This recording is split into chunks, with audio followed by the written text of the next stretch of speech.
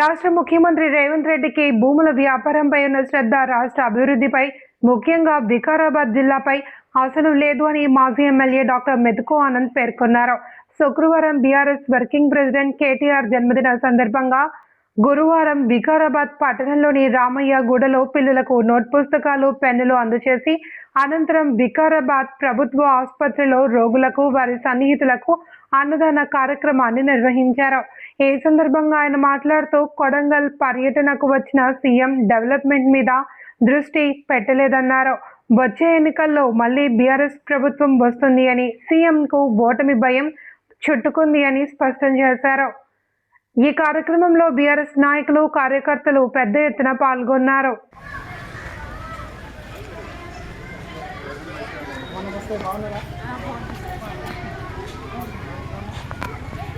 పాఠశాలకి ఇచ్చేసినటువంటి MLA doctor Anand sir గారికి వేదికపైకి రావాలంట.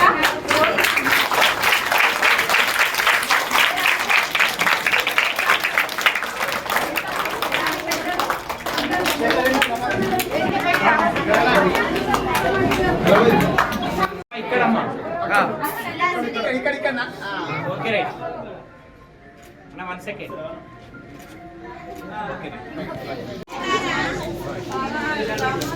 Madam 1 second.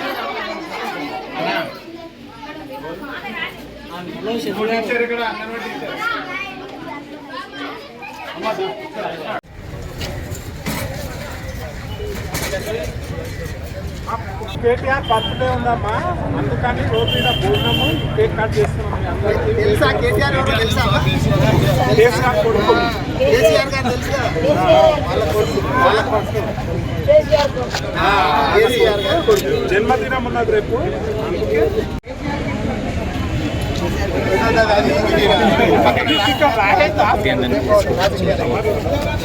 అందుకే ఓకేనా?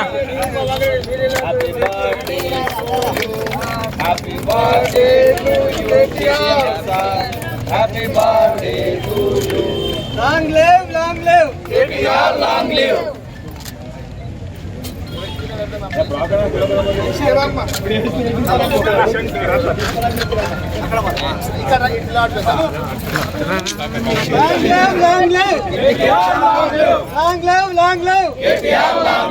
జై తెలంగాణ, జై తెలంగాణ.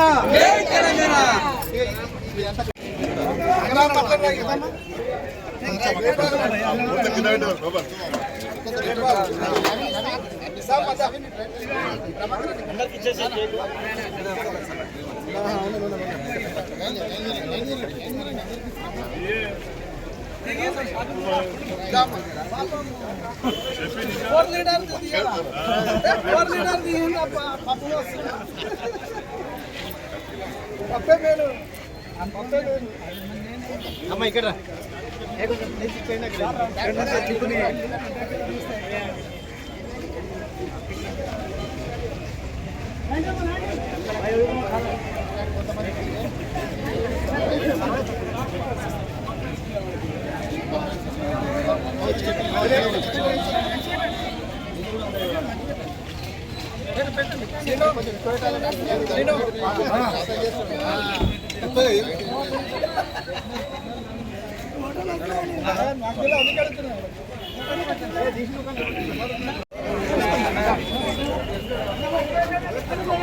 అరే దాన్న సార్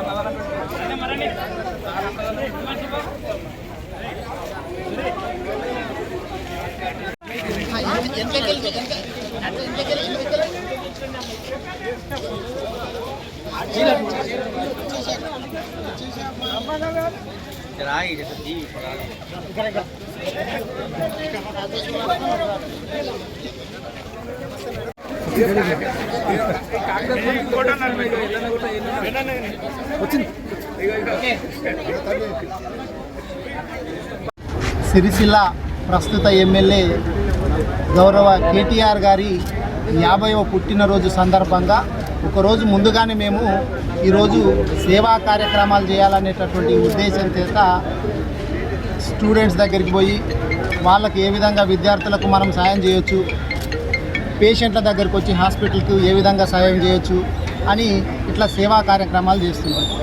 ఎందుకంటే రేవంత్ రెడ్డి గారి పాలన లోపల ఈ వర్గాలన్నీ కూడా విద్యార్థులు కావచ్చు, ఇక్కడ పేషెంట్లు, హాస్పిటల్స్ కావచ్చు, రైతులు కావచ్చు, అన్ని వర్గాల వాళ్ళను నిర్వీర్యం చేసిండు రేవంత్ రెడ్డి గారు. కాబట్టి మేము వాళ్ళ దగ్గరికి పోయి వాళ్ళకు ఉపయోగకరమైనటువంటి కార్యక్రమాలు చేయాలని చెప్పి ఈరోజు వికారాబాద్లో రామయ్యగూడ స్కూల్ లోపల పిల్లలకు నోట్బుక్స్, పెన్నులు పంపిణీ చేయడం జరిగింది.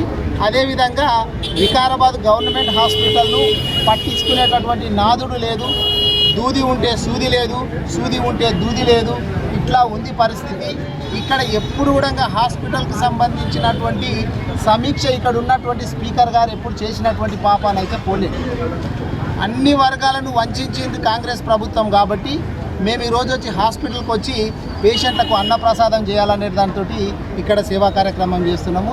వేరే మండలాల్లో మా పార్టీకి సంబంధించినటువంటి వాళ్ళు వృద్ధాశ్రమాలకు పోయి వాళ్ళకు సాయమైనటువంటి, వాళ్ళకు చేతనైనటువంటి సాయం వాళ్ళకి చేస్తున్నారు. కొంతమంది అయితే రైతుల దగ్గరికి పోయి వాళ్ళకు ఏ విధంగా ఉపయోగకరమైనటువంటి పనులు చేయవచ్చు అని చెప్పి అట్లా సేవ చేస్తున్నారు. నేను ఈ సందర్భంగా వికారాబాద్ నియోజకవర్గంలోని మా క్యాడర్కి అందరికీ కూడా సూచించేది ఏంటంటే, ప్రజలకు ఏది ఉపయోగకరమవుతుందో ఆ పని చేస్తే, సేవా కార్యక్రమాలు చేస్తే బాగుంటాయి. కాబట్టి దీన్ని అందరు గమనించాలని చెప్పి చూస్తున్నాం. ఇక మేము పాలింపబడుతున్నామా అని చెప్పి అనుకుంటున్నాం. నిన్ననో మొన్ననో నాకు వీడియో వచ్చింది, కొడంగల్ లోపల మాట్లాడుతూ బిఎల్ఓలు ఎవరు చక్కగా పనిచేస్తలేరు అని చెప్తున్నారు. అసలు రేవంత్ రెడ్డి గారు మీకు నిజంగా తెలుసా బిఎల్ఓలు ఎంత కష్టపడుతున్నారు? వాళ్ళు పొద్దున 6 గంటల నుంచి కొన్ని చోట్ల అయితే రాత్రి వరకు కూడా ఆ ఫామ్స్ నింపుకుంటూ అవి చక్కగా వివరాలు తెరవక, కొంతమందికి అది అర్థం కాదు కాబట్టి తప్పు నింపితే వాళ్ళని సరిచేసి ఇవన్నీ చేసుకుంటూ వాళ్ళకి ఎంత వర్క్ లోడ్ అయ్యిందంటే అంత వర్క్ లోడ్ అయింది. బిఎల్ఓలు ఎవరు పనిచేస్తలేరంట. బిఎల్ఓలు నిద్రపోతారు, వాళ్ళు పనిచేసినా పని చేయకుండా వాళ్ళ అకౌంట్లలో జీతాలు పడతాయి కాబట్టి వాళ్ళు లైట్గా తీసుకుంటున్నారు అని చెప్పి ఉద్యోగస్తులను కూడా అవమానించే విధంగా మాట్లాడుతున్నారు రేవంత్ రెడ్డి గారు. బిఎల్ఓలు అందరూ కూడా గుర్తుపెట్టుకోవాలని చెప్పి నేను తెలియజేస్తున్నాను. బిఎల్ఓలను ఒక్కరినే కాదు, ఇప్పుడు వాళ్ళ తోటి ఎమ్మెల్యే ఒక ఎమ్మెల్యేని ఉద్దేశించి ఆయన మాట్లాడుతున్నటువంటి భాష ఎట్లుందంటే, వాళ్ళ ఎమ్మెల్యే రియల్ ఎస్టేట్ చేస్తున్నాడంట, మా ఎమ్మెల్యే ఎకరాలలో కొంటున్నాడు, ప్లాట్లు చేసి బకరాలకు అమ్ముతున్నాడు అంటాడు. అసలు ఇది ఏమన్నా ఎకరాలలో కొనుడేంది, ప్లాట్లు చేసి బకరాలకు అమ్ముడేంది అంటే నీ ఉద్దేశం ఏంది? మీ ఎమ్మెల్యేలే అడ్డగోలుగా భూములు కొల్లగొట్టి అమ్ముతున్నారని చెప్పి నీవు చెప్పకనే చెప్తున్నట్లు లెక్క. కాబట్టి రేవంత్ రెడ్డి గారు, నువ్వు చేస్తున్నటువంటి యథా రాజా తదా ప్రజ అంటారు. అందుకే ఎప్పుడైనా కానీ నీ దృష్టి అంతా భూముల మీదే ఉంటుంది. కాబట్టి అధికారులు కావచ్చు, కింద ఉన్నటువంటి మీ నాయకులు కావచ్చు, నిన్ను అనుసరిస్తున్నారు అనేది నువ్వు చెప్పకనే చెప్తున్నావు. దయచేసి మేము కోరేది ఏంటంటే, ఇప్పుడు నేను నిన్ననో మొన్ననో వేరే మండలాలకు మర్పల్లి కావచ్చు, దారూరు, కోట్పల్లి పోతుంటే అక్కడ ఉన్నటువంటి ప్రజలతో మాట్లాడితే వాళ్ళందరూ కూడా రేవంత్ రెడ్డి పేరు తీయంగానే వాడ అనేది కాడికి వచ్చిండ్రు జనాలు. అయితే అసలు వాళ్ళు ఎప్పుడు ఎలక్షన్లు వస్తాయా, ఎలక్షన్స్ వస్తే రేవంత్ రెడ్డి గారికి ఎట్లా బుద్ధి చెప్దామా అని చెప్పి ఆలోచన చేస్తున్నారు. ఏ వర్గం తీసుకున్నా, ఉదాహరణకి ఇప్పుడు రైతులు తీసుకుంటే, అరే కేసీఆర్ గారు ఉన్నప్పుడు ఎట్లుండే, కేసీఆర్ గారు ఉన్నప్పుడు యూరియా కావాలంటే ఒక ఆటో వానికి ఫోన్ చేస్తే వాడి ఇంటికాన్నో షేన్కాన్నో యూరియా తీసుకొచ్చి వేస్తుండే. ఇప్పుడు యూరియా కావాలంటే పట్టణాలకు వచ్చి లైన్ కట్టాలా, లేకపోతే చెప్పులు లైన్లో పెట్టాలా అనేది ఒకటైతే, ఇప్పుడు ఎందుకంటే లైన్లు కడితే జనాలు కనబడతారు, యూరియా దొరుకుతలేదని బయటికి తెలిసిపోతుంది అనే ఉద్దేశం చేత యాప్ పెట్టిండు. యాప్లో ఎట్లాగెళ్ళదు, షాపులో లేని యూరియా యాప్లో ఎట్లాగెళ్ళి వస్తుంది? కొంచెం కామన్ సెన్స్ అన్న ఉందా? మీరు ఇప్పుడు కేసీఆర్ గారు ఆనవాళ్ళు తీసేస్తా అంటున్నారు. కేసీఆర్ గారు ఆనవాళ్ళు తీసేయాలంటే మీరు ఏం చేయాలి తెలుసా?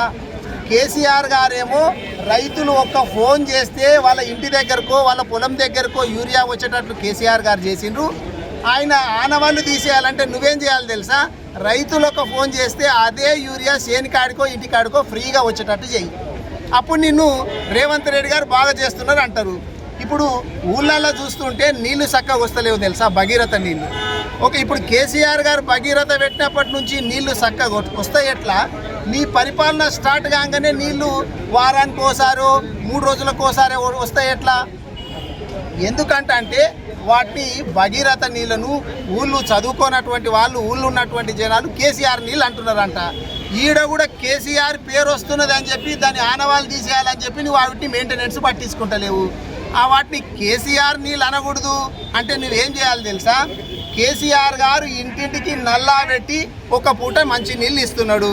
కేసీఆర్ గారి పేరు పోవాలంటే అదే నల్లా లోపల 24 గంటల తాగే నీరు నీకు చేతనైతే అందరికీ నమస్కారం. ఈరోజు గౌరవ BRS party working president KTR గారి బర్త్డే రేపు ఉన్నది. అయితే రేపు ఉన్న కారణంగా ఈరోజు అడ్వాన్స్గా వారి పుట్టినరోజు సందర్భంగా ఒక పాఠశాలలో నోట్బుక్స్ పంపిణీ చేయడం జరిగింది. అట్లాగే ఈ యొక్క ప్రభుత్వ ఆసుపత్రిలో ఇక్కడ ఉన్నటువంటి పేషెంట్స్ కానీ ఇక్కడ ఉన్న అటెండర్లకు కానీ ఒక అన్నం పెట్టాలనేటువంటి ఉద్దేశంతో ఇక్కడ అన్నదాన కార్యక్రమం చేయడం జరుగుతుంది. యావత్ తెలంగాణ సమాజం ఈరోజు కేటీఆర్ గారు ఎప్పుడెప్పుడు ఈ తెలంగాణకు ముఖ్యమంత్రి అవుతాడా అనేటువంటి సందర్భం మనం చూస్తున్నాం. ప్రజలు ఎదురు చూస్తున్నారు. ఎందుకంటే కేసీఆర్ గారు తెలంగాణ సాధించిన తర్వాత 2 పర్యాయాలు తెలంగాణను పరిపాలన చేసి అభివృద్ధి లోపల దేశంలోనే తెలంగాణను ఒక స్థానం లోపల ఇలవెట్టడం అనేటువంటిది జరిగింది. మరి అది ఎట్లా సాధ్యమైందంటే తండ్రికి తగ్గ తనయునిగా కేటీఆర్ గారు మరి పలు శాఖలు, మంత్రిత్వ శాఖలు నిర్వహిస్తూ ఐటీ రంగాన్ని తీసుకుంటే హైదరాబాద్ను ప్రపంచంలోనే ఒక పేరుగాంచే విధంగా ఐటీ రంగాన్ని అభివృద్ధి చేసిండ్రు. ఈరోజు మనం గచ్చిబౌలి కానీ, మైండ్ స్పేస్ కానీ ఇలాంటి జంక్షన్లకు పోయి చూస్తే కేటీఆర్ గారు ఐటీ రంగాన్ని ఎంత అభివృద్ధి చేసిండ్రు అనేది మనకు కళ్ళకు కట్టినట్టుగా తెలుస్తుంది. కాబట్టి అలాంటి నాయకుడు ఈరోజు మన తెలంగాణ రాష్ట్రం లోపల ఇప్పుడు పరిపాలిస్తున్నటువంటి నాయకులను చూస్తున్నాం, ఇప్పుడు పరిపాలిస్తున్నటువంటి ప్రభుత్వాన్ని చూస్తున్నాం. కానీ ఎక్కడ కూడా ముందు చూపు అనేటువంటిది లేదు. ఉన్న పరిపాలనను సక్రమంగా చేయకుండా ఏదైతే స్కీమ్లు ఉన్నాయో వాటిని కూడా సక్రమంగా నిర్వహించే పరిస్థితి ఈనాటి ప్రభుత్వం లేదు. అందుకే యావత్ తెలంగాణ ప్రజలు ఈ యొక్క కేటీఆర్ కావచ్చు, కేసీఆర్ కావచ్చు, వీళ్ళ పరిపాలన లోపలనే ఈ తెలంగాణ సుభిక్షంగా ఉంటుంది అనేటువంటి ఒక నమ్మకం ఉంది. 2.5 సంవత్సరాలు కాంగ్రెస్ పరిపాలన చూసినాక మళ్ళీ ఎప్పుడు ఈ కాంగ్రెస్ ఓటేయద్దు, మళ్ళీ మనకు కావాల్సింది కేసీఆర్ గారి పాలన, కేటీఆర్ గారి పాలన అనేటువంటి నమ్మకం ప్రజల లోపల కలుగుతున్నది. ఆ దిశగా ప్రజలు ఆలోచన అనేటువంటిది జరుగుతుంది. మరి ఇక్కడ ఉన్న మన వికారాబాద్ విషయానికి వస్తే కూడా ఇక్కడ ఉన్న నాయకులు చాలా చెప్తారు, మేము అది చేసినాం ఇది చేసినాం. కానీ గౌరవ మా మాజీ ఎమ్మెల్యే ఆనంద్ గారు ఉన్నప్పుడు, లేకుంటే అంతకుముందు బీఆర్ఎస్ ఎమ్మెల్యే ఉన్నప్పుడు వికారాబాద్ ఎప్పుడు మన రాష్ట్రం లోపల అభివృద్ధి పథంలోకి వచ్చిందంటే బీఆర్ఎస్ పరిపాలనలో వచ్చింది. ఈరోజు జిల్లా అయిందంటే అది కేసీఆర్ గారి యొక్క దయనే, ఆయన ఒక ఆలోచనే.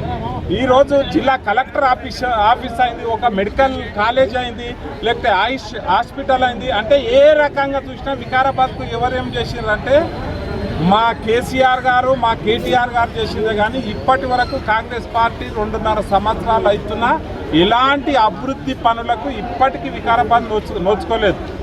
మన అందరం చూస్తున్నాం, అక్కడ బ్రిడ్జి వర్కే నడుస్తుంది. ఆ బ్రిడ్జి వర్క్ గౌరవ మా మాజీ ఎమ్మెల్యే ఆనంద్ గారు పలుమార్లు అసెంబ్లీలో కావచ్చు, కేసీఆర్ గారి దగ్గర కావచ్చు, కేటీఆర్ గారి దగ్గర కావచ్చు, వికారాబాద్కు ఉన్నటువంటి సమస్యలను ఎన్నోసార్లు చెప్పి వికారాబాద్కు కావాల్సినటువంటి అవసరాలను చెప్పి మరి ఆ బ్రిడ్జిని శాంక్షన్ చేయించాడు. మీరు అందరు కళ్ళకు కట్టినట్టు చూస్తారు. బ్రిడ్జి వరకు 3 అంటే బీఆర్ఏ ఎలక్షన్ టైంలో శాంక్షన్ అయినటువంటి బ్రిడ్జి వరకు ఇప్పటికీ కూడా ఒక కొలిక్కి రాలేకపోతుంది. అప్పుడు ఈ వికారాబాద్ లోపల కూడా రోడ్ల డెవలప్మెంట్స్ కోసం మా ఆనంద్ సార్ గారు ఫండ్స్ తేవడం జరిగింది. వాటిని కూడా క్యాన్సల్ చేసి మళ్ళీ కొత్తగా మేము తెస్తున్నాం, 5 కోట్లు తెస్తున్నాం, 10 కోట్లు తెస్తున్నాం, 1000 కోట్లు తెస్తున్నాం అని చెప్తున్నాం. తప్పిస్తే యాడ ఒక తట్టెడు మట్టి తీసి వేయనటువంటిది ఈ కాంగ్రెస్ పరిపాలన. ప్రజలందరూ కూడా గమనించాలి. ఏది ఏమైనా ఈ వికారాబాద్కు సంబంధించినంత వరకు మా ఆనంద్ గారి యొక్క ఆధ్వర్యం లోపల బీఆర్ఎస్ పరిపాలన రాబోయే రోజుల్లో వస్తుంది. తప్పకుండా మా ఆనంద్ గారు ఎమ్మెల్యే కావడం జరుగుతుంది. ఇక్కడ రాష్ట్రంలో కేసీఆర్ గారు ముఖ్యమంత్రి అవుతాడు, కేటీఆర్ గారు మళ్ళా ఇంపార్టెంట్ మంత్రిత్వ శాఖలు తీసుకోవడం జరుగుతుంది. ఆ సందర్భం లోపల వికారాబాద్ అభివృద్ధిని పరుగులెత్తే విధంగా మా ఆనంద్ సార్ గారి నాయకత్వంలో చేస్తామని ఈ సందర్భంగా కేటీఆర్ పుట్టినరోజు సందర్భంగా తెలియజేస్తూ కేటీఆర్ గారికి అడ్వాన్స్గా పుట్టినరోజు శుభాకాంక్షలు తెలియజేస్తూ ముగిస్తాను. ఈరోజు ఇక్కడ హాస్పిటల్లో ముఖ్య కారణం మన కేటీఆర్ గారు బర్త్డే సందర్భంగా రేపు ఉన్నది కాబట్టి రేపు అన్ని పదాల్లో ఇంకా రేపు కూడా ప్రోగ్రాంలు ఉన్నాయి. దానికి ముందుగానే అడ్వాన్స్ బర్త్డేగా ఈరోజు మేము ఇక్కడ అన్నదాన కార్యక్రమం చెప్పడం జరిగింది.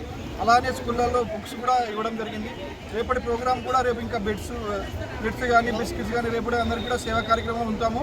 మన నాయకత్వం ఎప్పుడు కూడా కేటీఆర్ గారు కాబోయే సీఎం గారు కాబట్టి కంపల్సరీ నెక్స్ట్ వచ్చేది మా ప్రభుత్వమే. ఇప్పటి నుంచి ఆయనకు కూడా మేము అందరూ కూడా మీరు అందరూ లాంగ్ లీవ్ కూడా ఆయన ఎప్పుడు కూడా చిర సంతోషాలుగా ఉండాలని, సంతోషంగా ఉండాలని, జీవితాంతం ఇలానే మంచిగా ఉండాలని కోరుకుంటూ సెలవు తీసుకుంటాం.